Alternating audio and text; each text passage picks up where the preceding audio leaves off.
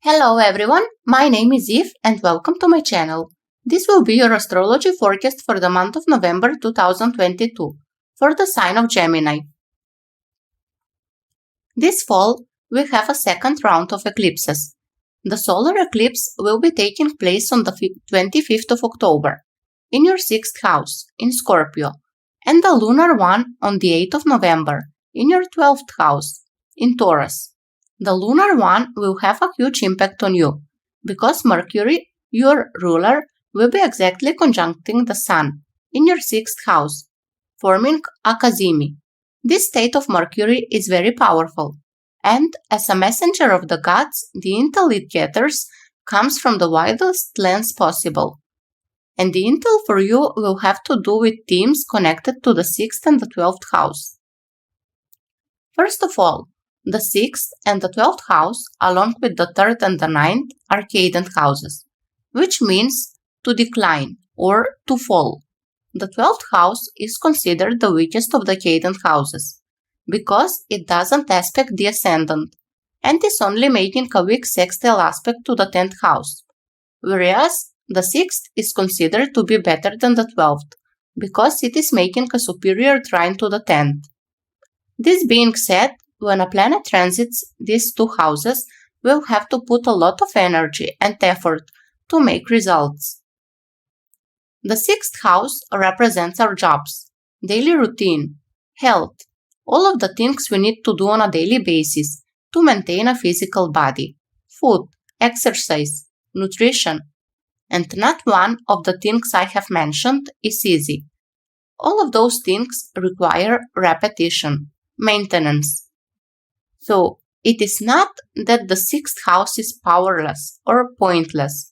It is just because of the nature of the topics we are supposed to deal with on a daily level. The 12th house, because it doesn't make an aspect to the ascendant, we consider it to be the place of hidden things, the subconscious mind, enemies, hospitals, jails, but also spirituality. It's the place where we meditate, where we connect to God. So let's make a sense of what this could mean for you. Well, the first thing that comes to my mind is health. Have you been taking proper care of your body, your physical, and as well your emotional, spiritual body? The eclipses can shine a light on that sphere in a big way, and it can surprise you, because the 12th house is hidden, and all of a sudden it is in front of you. And it doesn't have to be you with the health problem. It can be a coworker who now needs your help. Or you could be starting a new job in a health-related profession. For everyone will be different, but this speaks loudly of the dynamic work versus rest.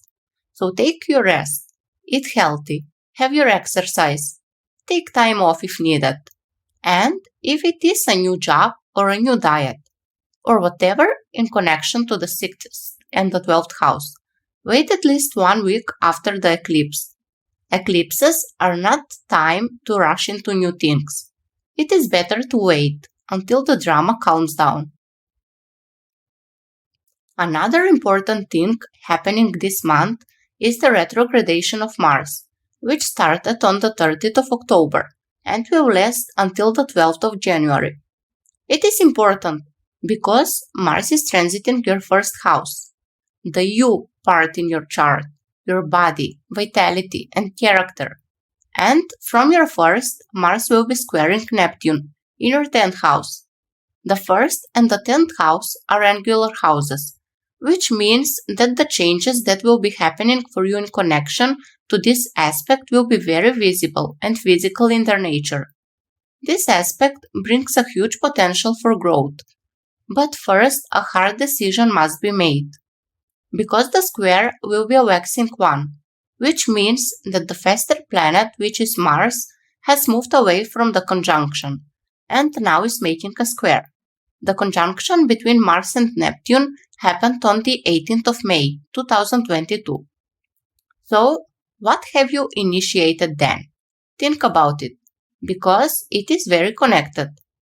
What have you planted then? Now is the time when you will work for it. Now it is becoming a fact. And it is very careful what you wish for. Maybe it will come true moment. Very interesting moment, really, for all of us. And it is not necessary that you were consciously starting something back in May. With Neptune, you never know. Anyway, this month, because Mars is retrograde, you will recognize what you have planted back then, but more inwardly, because of the nature of the retrograde planets. This transit will be slowing you down. You will feel more tired than usual. Your drive and ambition can also loosen down, especially if your ascendant, Sun or Moon is around the 23rd degree of Gemini. Those placements will feel it the most. On the positive side, this transit will be excellent for learning, for working on a creative project, everything that requires time. A hobby in connection to Neptune, for example, painting, reading, writing, more passive endeavors. This will help you to lessen the anxiety and frustration which you will be feeling due to the slow Mars and the eternal potential, Neptune. Mars is in your first house, so beware also from injuries like cuts or burns. In the third week of November, the cluster of planets, Venus, Mercury, and Sun will be moving in your seventh house, in the sign of Sagittarius. And this is good news for you, because air and fire are complementary elements.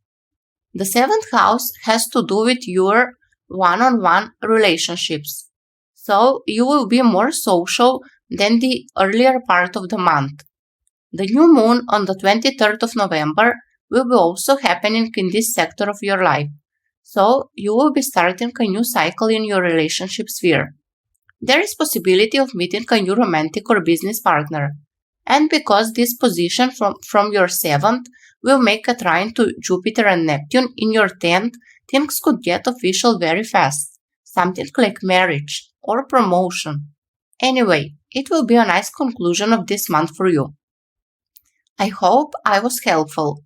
I would appreciate if you write me your experience of this month in the comment section, because I am always looking forward to see how astrology works in such a beautiful way. Wish you a happy November. Bye until the next time.